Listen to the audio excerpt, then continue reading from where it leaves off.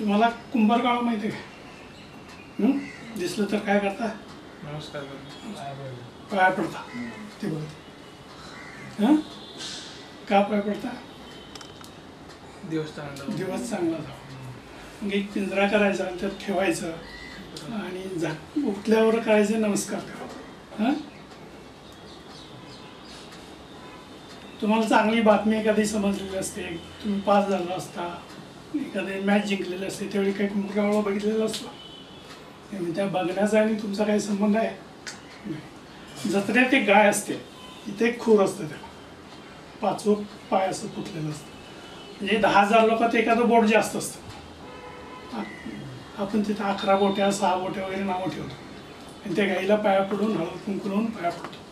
म्हणजे तिथं चमत्कार, तिथं नमस्कार करतो. करताय की नाही?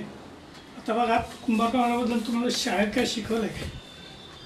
तरी माहीत आहे.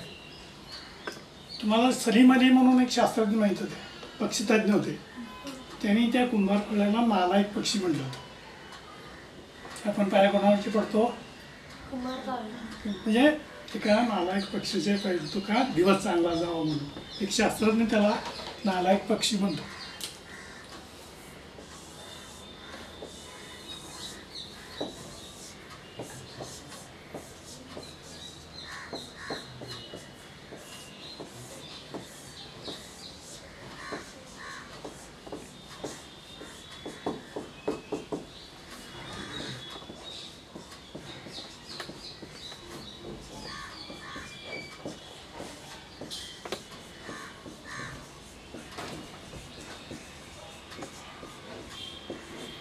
तुम्हाला शाळेत शिकवलंय, न शिकवलेलं माहीत आहे. आता कुंभारकाळासारखं काय काय माहीत आहे? शिंका येणे, पाल चुकचुकणे, सांगा काय काय? मांजर आडवं जाणे, मांजर आडवं जाणे, टिटवी ओरडणे, कुत्रा भुंकणे, उतारा टाकता टाकता की नाही? आणि काय कंडे दोडे लिंबू,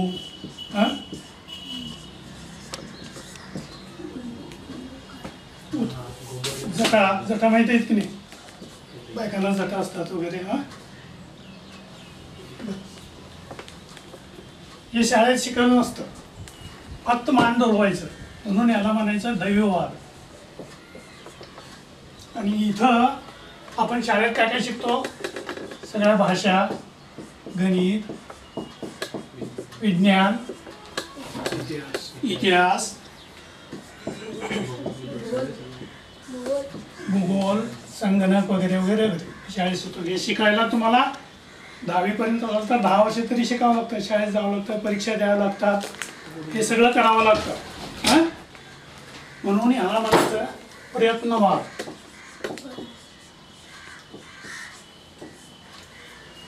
ह्याला म्हणायचं प्रयत्नवाद. इथं काय असतं दैवादामध्ये? सगळ्यात थापा असतात, अफवा असतात. चोर आले म्हणून काल अफवा उठली होती की नाही? अफवा असतात किंवा दंतकथा असतात. इसाप नीतीतल्या कथा माहिती आहे? दंतकथा असतात. इथे काय लागतंय? पुरावा लागतो, पडताळणी लागते. पडताळणी लागते आणि हे सार्वत्रिक लागतं. सार्वत्रिक म्हणजे सगळीकडे एकच असायला पाहिजे. हा प्रयत्नवाद आहे, हा दैववाद आहे.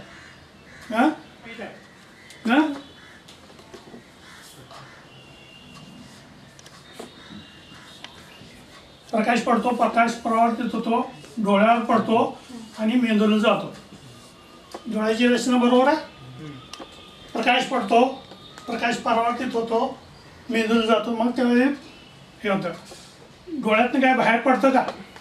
अश्रू सोडून. मग दुष्ट लागते कशी? दुष्ट लागते का? नाही लागणार, विज्ञानात बसत नाही. दुष्ट लागणार का? दुष्ट लागणे की अवैज्ञानिक आहे. लक्षात आलं? आता मी प्रयोग करून दाखवतो.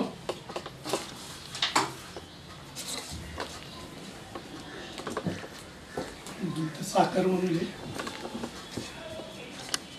असेल साखर म्हणून घे. तू ये समोर. 2 झाली. वर घेतो त्याच्यावर पेन असेल तर.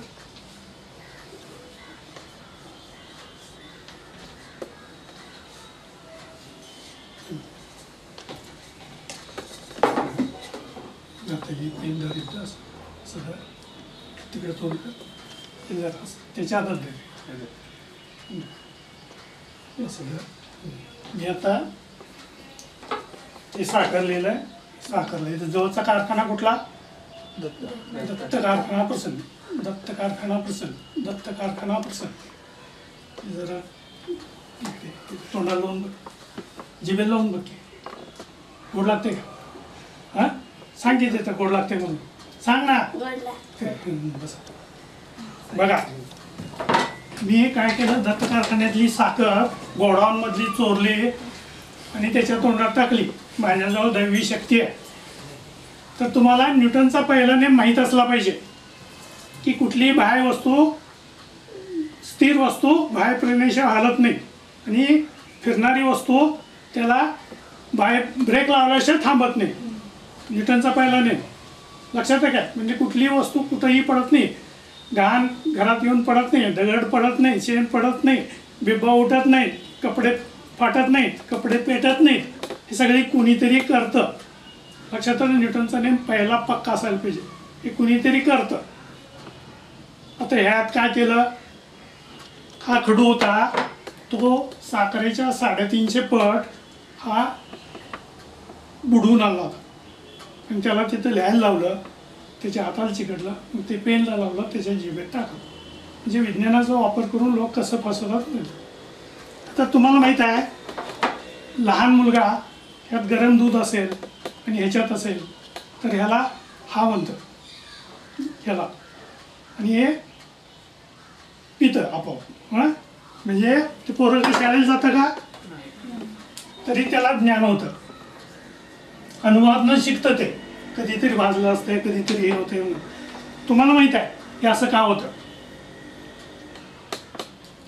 हे चिनी मातीचं आहे, हे स्टीलचं आहे. हे उष्णता वाहक आहे, हे उष्णता विरोधक आहे. हे लागलीच गरम होतं आणि गरम होतं ते तोंड भाजतं.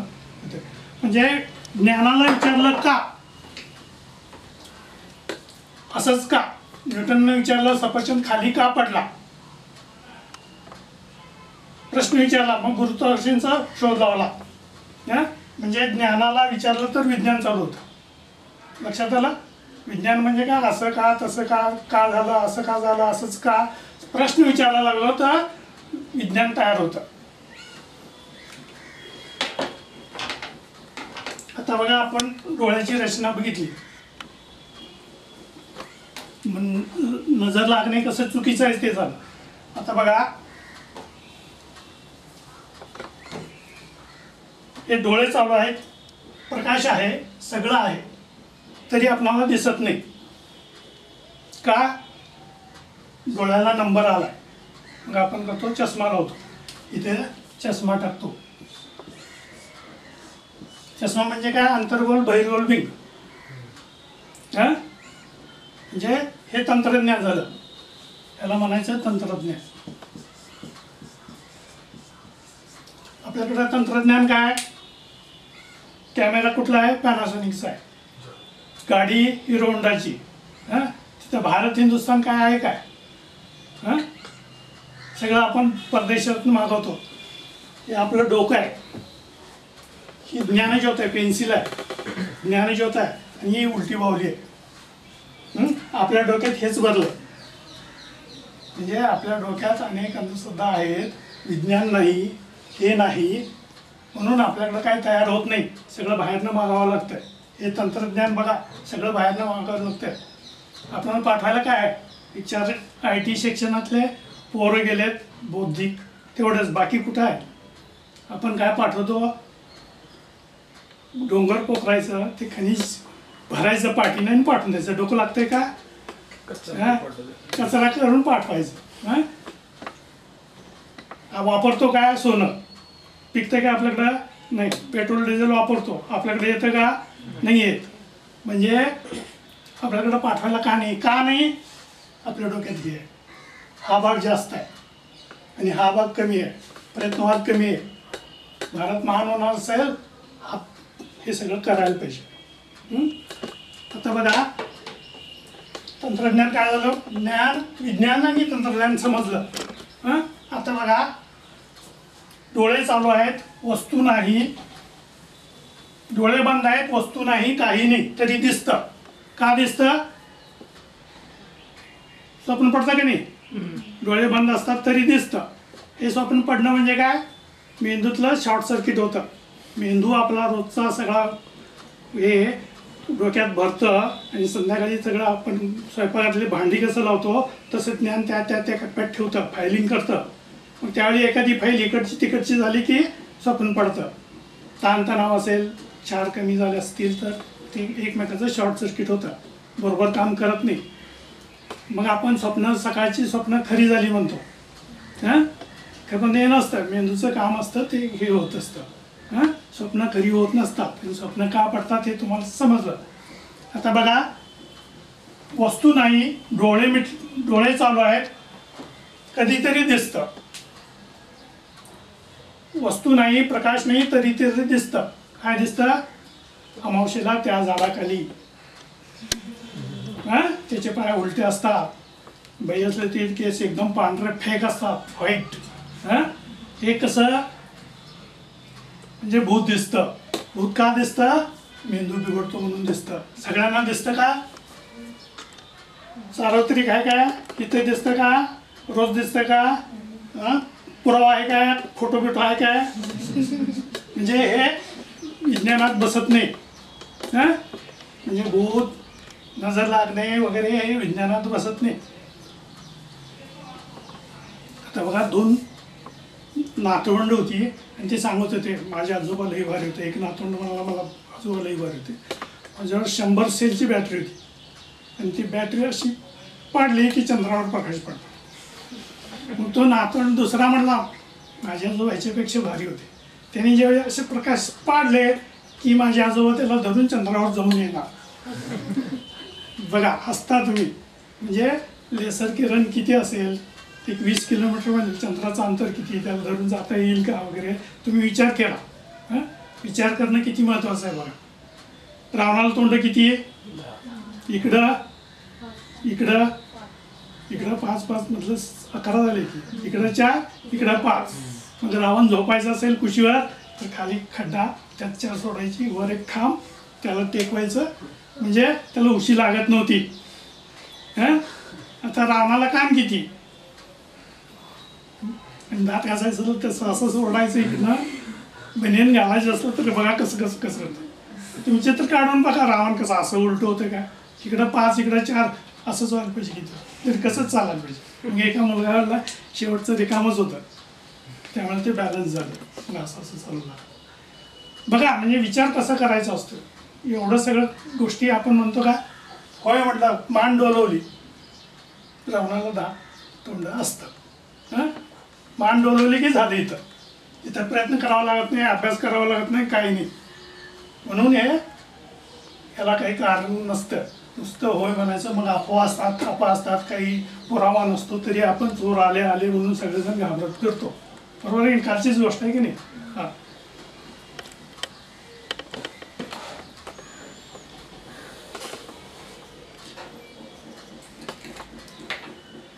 हे आता माझं दूध आहे, दूध पेला होतो.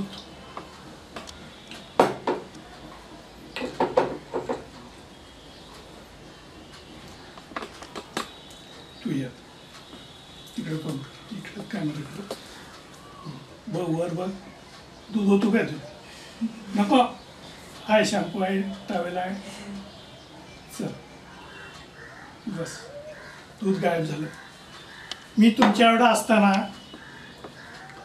गावात होतो, त्यावेळी आई धार काढायला बसणार, मी मुरुम घेऊन त्याला चुरचुरत बसणार आणि त्यावेळी बाहेर एक फटाका उडवणार आणि फटाका उडवले की म्हैस पाना चोरणार, दूध गायब होणार.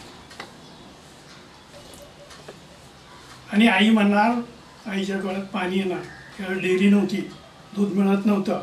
आम्ही तुमच्यासारखी 5-6 भावंडं सकाळी ताक दही काय घ्यायचं. मग त्यावेळी आई म्हणा भाड्यानं जरा लांब जावा, फटाके उडवू नका. माझं मेसही होतं. त्यावेळेपासून मी कधी फटाके उडवले नाहीत. फटाके उडवायचे फायदे काय आहेत का? माणसाला त्रास होतो, ध्वनी प्रदूषण होतं, हवा प्रदूषण होतं, लहान बाळाला त्रास होतं, पशुपक्ष्यांना त्रास होतं. फायदे काय आहेत का? फायदा होतो तो दुकानदाराचा, बाकीचा कोणाचा होत नाही. मग का हे असं आपण का करायचं फटाके उडवायचे? ज्यांनी फटाके उडवले त्यांची गत सांगतो. आमचाच पुतण्या तर फटाके उडले, फुलबाजी उडली. बघा तो आता कॉम्प्युटर इंजिनियर आहे, माऊस हे करता येत नाही, कीपॅड करता येत नाही, हां मोबाईल वापरता येत नाही, असं असं असं. आता टच स्क्रीन आल्यामुळे सोपं झालं आहे. म्हणजे हात कमावता हात जातो की नाही त्यानं. इथंच जयसिंगपूरमध्ये एका डॉक्टरचे बाळाला ते फुलबाजी दाखवत होती, त्यातला एक फुलबाजी डोळ्यात पडलं, एक डोळा बाद झाला. डोळा बाद झाल्यावर माझं आयुष्य संपलं, ती निराशेत गेली. मी काय करू, माझं सौंदर्य गेलं, मला लोक नावं ठेवतील, मला ते कसतर वाटतंय म्हणून ती लहान बाळ होतं, डॉक्टर होती, तरी ती रॉकेल ओतून आत्महत्या केली. बघा लहान पोर सगळं संसार उद्ध्वस्त झालं, फक्त ती फुलबाजी त्याच्यात पडली होती. फटाक्याचे एवढे दुष्परिणाम असतात. तुम्ही आता कवटेकरांना म्हणला किती अपघात झाले का नाही? हां हेच बरोबर आहे काय? बघा माझी मुलं दोन्ही फटाके फोडले नाहीत, फटाक्याची पुस्तकं आणली घरात. आता माझ्याजवळ लाख रुपयाची पुस्तकं आहेत, पुस्तकं वाचली. काय झालं त्यांचं, माझी दोन्ही मुलं शास्त्रीय ह्याच्यात अच्युत शिक्षण घेतले. हां माझी मंडळी 50 पुस्तकं लिहिली, लिहिली की नाही त्या पुस्तकाच्या जोरावर. म्हणजे पर्याय फटाके नसता पुस्तकं वाचली तर काय होतं हे सांगितलं तू. हां मग दुसऱ्या दिवशी माझी आई जाणार त्या एका भक्ताकडं, देवऋषीकडं. मग तो एका कागदात काहीतरी पुढीत तांबड्या फडक्यात बांधणार, उद्या गळ्यात बांधून म्हणणार, आणि दुसऱ्या दिवशी ते म्हशीचं दूध चालू होणार.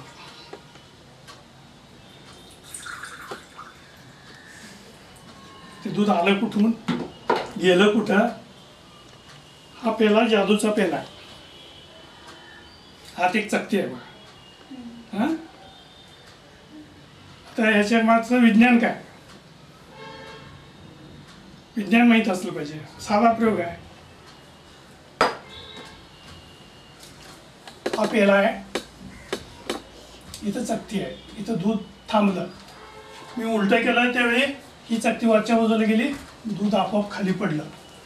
हे दूध खाली का पडला? द्रव पदार्थाचा एक गुणधर्म असतो, संपातळीत राहतं. मातीचा ढीग असा होतो, बरोबर, पाणी सफाई राहतं, द्रव पदार्थ सफाई राहतो, त्यामुळं हे इकडं पडलं. हे विज्ञानाचा प्रयोग करून ते फसवत होते, देवऋषीपणा करत होते. लक्षात आलं? आता माझ्याजवळ हा चुंबक आहे. चुंबक कशाला पकडतं?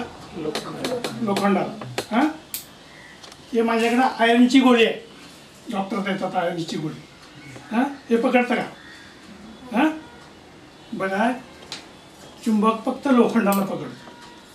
तुमच्या डोळ्यात कचरा गेला तरी ह्यानं कधी काढलंय का? पायात काटा मोडला ह्यानं कधी काढलंय का? हे जखम बरी झाली असं फू केलं तर कधी बरं झालंय का? हां रक्तात लोह असतं म्हणून ते तांबडं असतं. हां हे का पकडत नाही मग? हां हे ऑक्साईड याची गोळी फेरस म्हणजे जे लोह देतात डॉक्टर, ती पकडत नाही, लोह असून देखील पकडत नाही. हे का? तुम्हाला फसवतात. जपानी गादी म्हणून त्याच्यावर झोपलं की सगळे रोग ओढून घेतं. 10 वर्षापूर्वी लाख रुपयाला गादीला फसवले. आत्ताही हे पाण्यात टाका, सकाळी पाणी पिला की तुमचं आरोग्य राहतं, डॉक्टरकडे जायचं नाही, औषध गरज नाही. चेंबरमध्ये टाकलं, पाणी उसाला पाजवलं की ऊस पिकतं असं सांगतात हे चुंबक विकणारे. चुंबक सोनं पकडतं का? हां पण ह्या विकणाऱ्याला पैशाचं आकर्षण असतं, ते आपणाला फसवण्यासाठी रोग ओढून घेतं. मग बेल्ट, ह्या माळा वगैरे टी व्हीवर जाहिरात असते 6,000चं माळ 3,000ला देतात स्वस्त म्हणून. ते पण त्यात काहीच नसतं, ते तुम्ही लक्षात ठेवा. फक्त लोखंडाला जोडून घेतं आणि हे ऑक्साईड स्वरूपात आहे. हे प्रोटीन बाउंड असतं, लो असतं, हे ऑक्साईड स्वरूपात असतं म्हणजे ऑक्सिजनची संयोग झाला असतो म्हणून ते ओढून घेत नाही.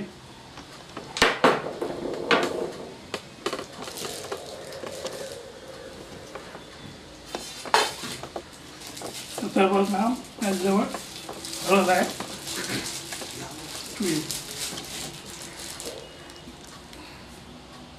दाखव सगळ्यांना हळद आहे ते.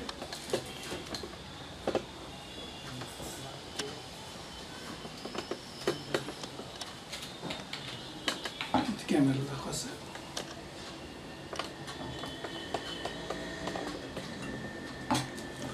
हे बघा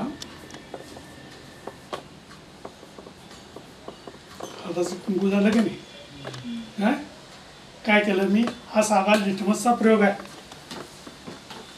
तांबडा लिटमस निळा होतो का नाही, हा म्हणजे अल्कली आहे धर्माचा. हे हळदमध्ये मी हे अल्कली आहे, ॲसिड घातलं ॲसिडिक, त्यामुळे ते लाल झालं, रंग बदलला. पण तुम्हाला तो चमत्कार वाटला, हळद एकदम लाल कसं झालं. हां हे विज्ञानाचे प्रयोग असतात आणि ते तुम्हाला समजायला पाहिजे. विज्ञान माहीत असेल पक्क, तुम्हाला ते माहीत असलं पाहिजे. आता हे माझ्याजवळ एक पत्र आहे, हे पत्र मी वाचतो. जय संतोषी माता. एका मुलीला संतोषी मातेचे पत्र मिळाले. तिने 7 दिवसात 16 पत्रे लिहिली. तिला 2,000 रुपयाचा फायदा झाला. हेच पत्र एका माणसाला मिळाले.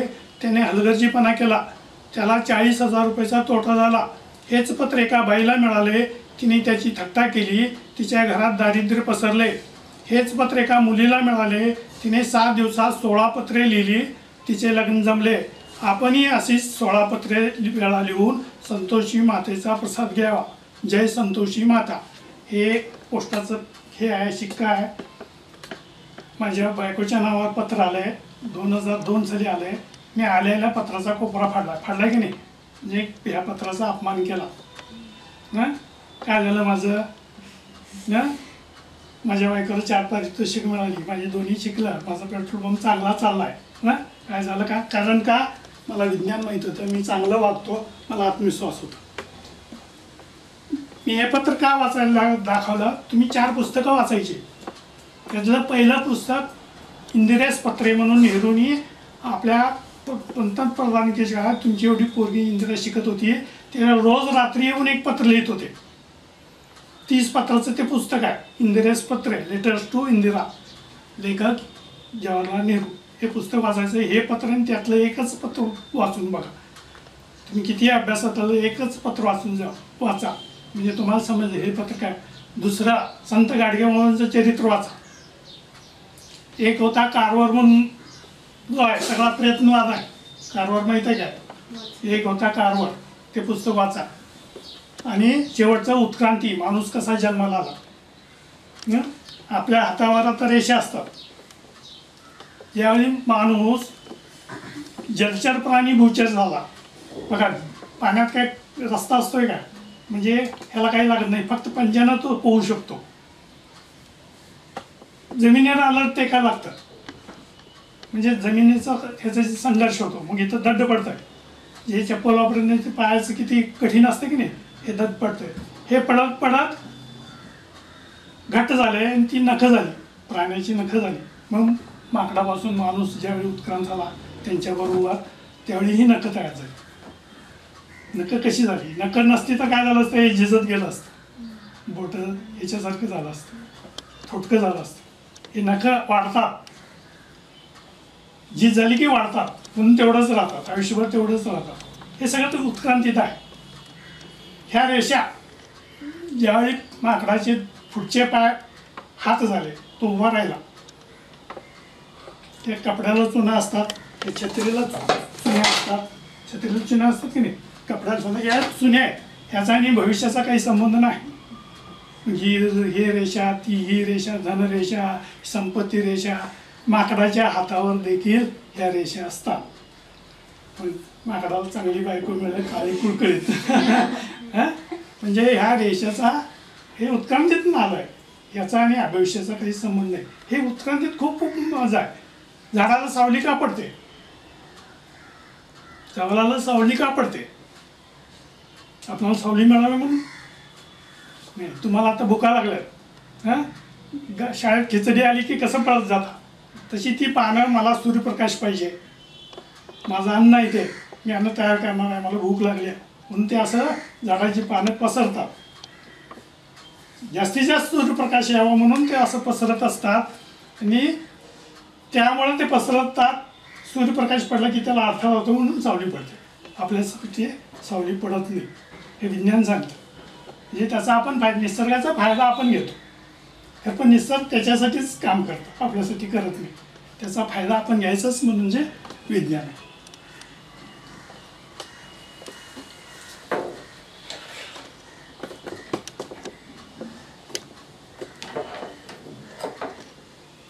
तू इकडे हा खडा घे, आता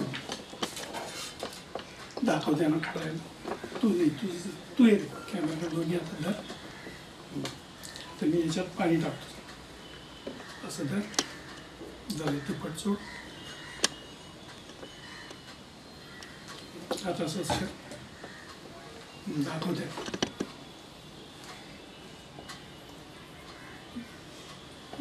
बघा लाल झालं की नाही. मी याचं रक्त जरा काढून घेतलं, आरोग्य पूर्ण होणार. हां बस. कुठनं आलं ते? हा खडा होता, साधा खडा, त्यात केमिकल घातलं होतं, त्यामुळे ते रक्तासारखं झालं. लोक फसवतात की तुमचं रक्त बिघडलं आहे, थोडं रक्त काढून घेतो आणि तुमचा आजार बरा होतो. केमिकलचा वापर करून ते करतात. हे केमिकलने पंपावर पेट्रोल डिझेलमध्ये पाणी आहे का नाही हे बघण्यासाठी करतो. पाणी असलं की लाल होतं, त्याचाच वापर ते करत होते, म्हणजे फसवत होते. हा साधा केमिकलचा प्रयोग आहे. आता तुम्हाला नारळ माहीत आहे, तुमच्यापैकी नारळ कोण फोडताय काय? नाही फोडत. ते फोडतात. पोरी फोडतात का? नाही फोडत. का? मी माझं लग्न झालं, माझ्या बायकोला मीच नारळ फोडायला सांगतो. आम्ही अमावस्या पौर्णिमेला नारळ फोडत नाही, खाण्यासाठी नारळ फोडतो. हां, नारळ का फोडायचं नाही? परंपरा आहे. एखादं चांगलं हॉस्पिटल बांधलं, तुम्ही महापौर झाला, उद्घाटन करायचं आहे, पायाभरणीला नाही, उद्घाटन करायचं आहे, चांगलं झालं आहे हॉस्पिटल वगैरे, त्यावेळी नारळ फोडाल का नाही? चांगलं फळ आहे, खायला द्यायचं आहे. पाणी तरी देवाची करणी, नारळात पाणी, किती शुद्ध पाणी असतं. नारळाचं पॅकिंग भेटलं की नाही, किती घट्ट असतं. हां, ते असं घट्ट का असतं? ते उत्क्रांतीमधलं आहे. नारळ खाली पडला, फुटला तर उगवेल का? झाड उगवेल का त्याचं? आपण डाळ टाकली तर झाड येतं का? हरभराच घालावा लागतो किंवा पूर्ण हे टाकावं लागतं, त्याशिवाय त्याला मोड येत नाही. हां, डाळीला मोड येत नाही, म्हणजे पूर्ण लागतं. नारळ फुटला तर परत नारळाचं झाड येणार नाही. आमच्या लहानपणी तिथंच नारळाची झाडं नव्हती, क्वचितच एखादं पाटलाच्या घरासमोर किंवा कुठंतरी विहिरीवर असायचं. कोकणातच नारळ यायचे, कुठेतरी बेटातनं ते नारळ इकडं आलं. आपल्या भारतात गंगेच्या खोऱ्यात नारळ नव्हतं, पुराणात कुठेही नारळ नाही. आत्ता नारळाची देवाची गट्टी झाली, देवाशिवाय नारळ नाही, नारळाशिवाय देव हे नाही. हां, ही गट्टी आहे. बघा, काही बेटात हे एवढं पॅकिंग भारी आहे, एक खेकडा असतो नटक्रॅकर, आणि तो नारळ खातो कुरतडून असं करवतीनं. म्हणजे तिथं नारळ होते आणि त्याला खायला त्या खेकड्याला तिथं उत्क्रांत झालं. आपल्याकडं ते नाही आहे खेकडा, खरं पण ते खातं, भुंगा खातो तसं ते खेकडा वर झाडावर चढून नारळ करवतीने कापून आत जाऊन खोबरं खाऊन येतं. एवढं चांगलं पॅकिंग असताना तर तुम्ही नारळ कुचका फुटला, कारण 3 डोळे असतात, त्याचा पंक्चर झालं, ते बाहेरच्या आत गेली, ऑक्सिजनची संबंध झाला तर फर्मेंटेशन चालू होतं, कुजायला चालू होतं. ऑक्सिजनच्या संपर्काचा अगोदर घट्ट असतं, पण पंक्चर झालं की येतं, म्हणून नारळ कुजतं. त्याचा शुभ अशुभचा काही संबंध नाही. नारळ जर कच्चा असेल तर वेडावाकडा फुटतो, कारण अजून शिरा त्याचे घट्ट झाले नसतात. जे अन्नपदार्थ जायचे असतात ते अजून घट्ट झालेले नसतात, म्हणून नारळ वाकडा तिकडा फुटतो. त्याचा अशुभचं काही संबंध नाही. असं उत्क्रांतीत खूप खूप मोठ्या गोष्टी आहेत. ते सगळं उत्क्रांती वाचल्यावर तुम्हाला समजेल. म्हणून वाचायला पाहिजे. ही 4 पुस्तकं सांगितले. नेहरू इंदिरेस पत्रे, संत गाडगे बाबा, एक होता कारवा आणि उत्क्रांतीतलं कुठलं तरी पुस्तक तुम्ही वाचलंच पाहिजे. हां,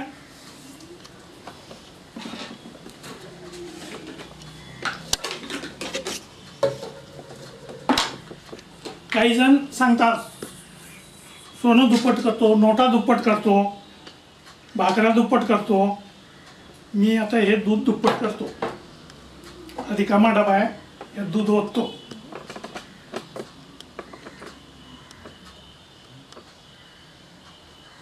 दूध दुप्पट झालं. हं? काय विज्ञानाचं तत्वज्ञान काय आहे? हां, ज्या भांड्यात द्रव्य टाकतो त्या भांड्याचा आकार घेते ते. हां, म्हणजे हा द्रवगुणाचा एक पदार्थ आहे.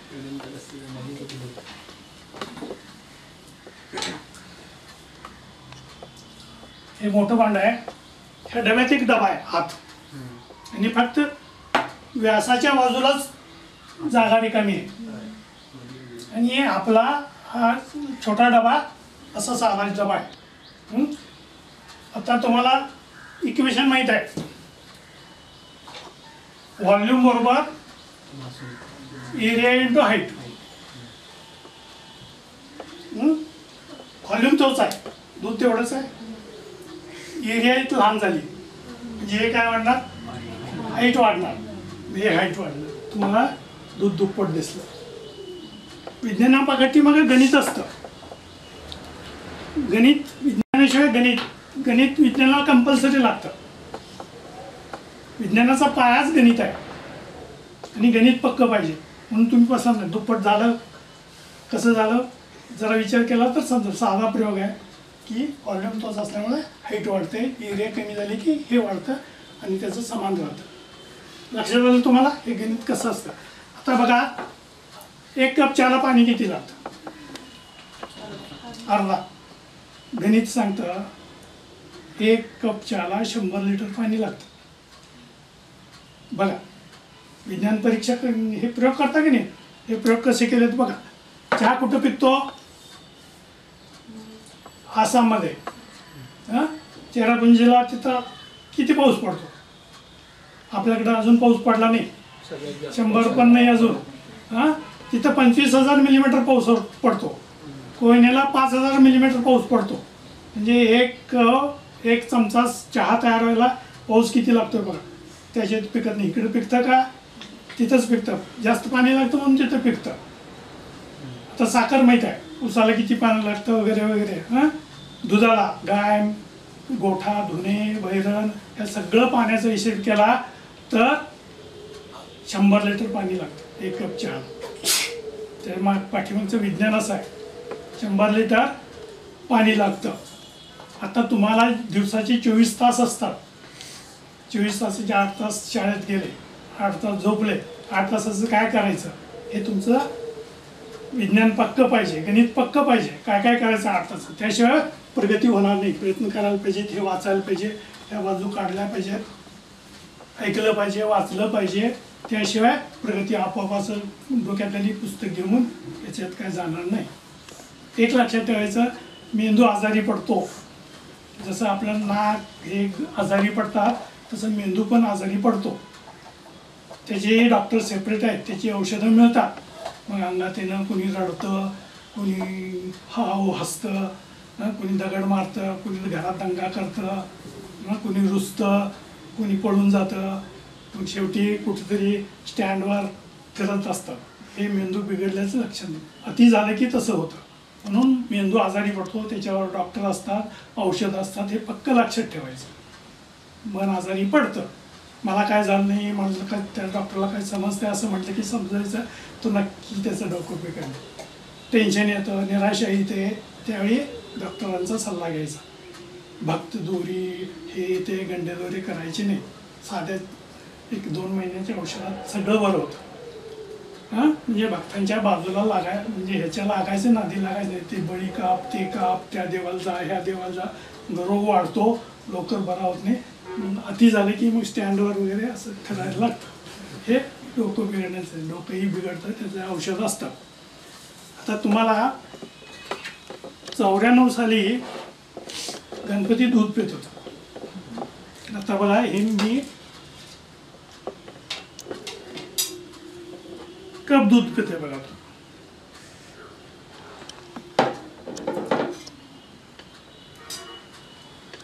तुम्हाला दाखवतो. आता चमचा सरळ आहे,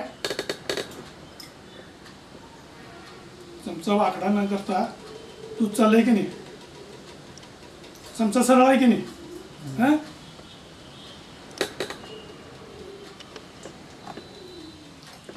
कप दूध प्यायला लागलंय. असंच गणपती दूध पिला होता. देशभर सगळ्यांनी दूध ते गणपतीला पाजवलं आणि ते सगळं गटारीत गेलं दूध. काय झालं आता बघा,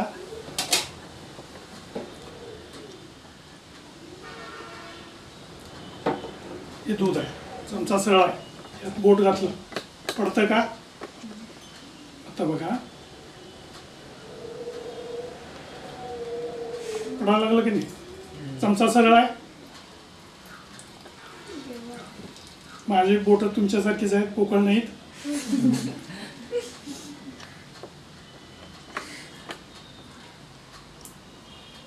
संपलं की नाही दूध?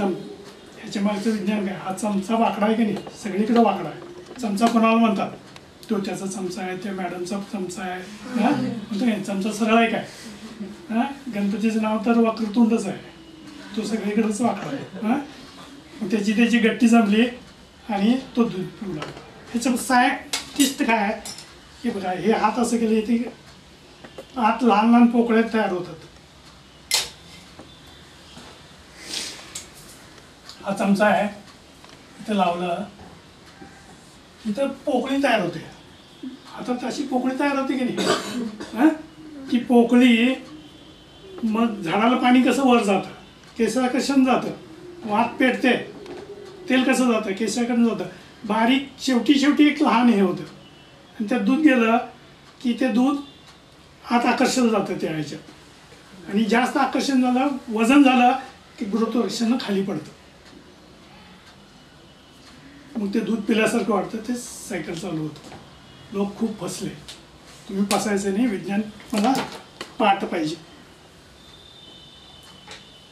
लक्षात आलं की आपण विज्ञानाचा वापर असा करून आपला ह्यातला हा भाग कमी करायचा आणि हा प्रयत्नवाद वाढवायचा, विज्ञान शिकायचं, नीतीनं वागायचं, भीती होत नाही. चांगलं वागलं तर भीती वाटते का?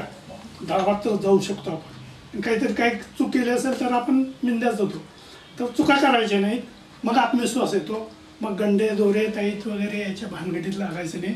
आपला कॉन्फिडन्स होतो, आपण उच्च शिक्षण घेऊ शकतो, समाजात चांगलं काम करू शकतो. हे आज सांगायचा उद्देश एवढाच. या प्रयोगामार्फत विज्ञान म्हणजे काय, अंधश्रद्धा म्हणजे काय, प्रयत्नवाद म्हणजे काय, दैववाद म्हणजे काय तुम्हाला शिकवलं. हे सगळं तुम्हाला लक्षात ठेवायचं. आज सुरुवात आहे, परत हे सतत विचार करत गेला. मेंदूचा वापर करणं म्हणजे शाळा शिकणं. नुसतं जाऊन शरीर बसूनच होत नाही, डोकं वापरायचं. ज्ञानेंद्रियामार्फत डोक्यात जातं, डायरेक्ट असं डोक्यात काही घुसत नाही. कुणी आशीर्वाद दिला, कुणी थप्पड दिलं तरी जात नाही. छडी बी चालत नाही आणि हे बी चालत नाही. तर आपण ज्ञान डोळे, नाक, वाचा, बोलणे ह्याच्यातनंच ज्ञान अर्जित करतो आणि तेच ज्ञान खरं असतं. एवढं सांगून आज माझं भाषण पुरं करतो.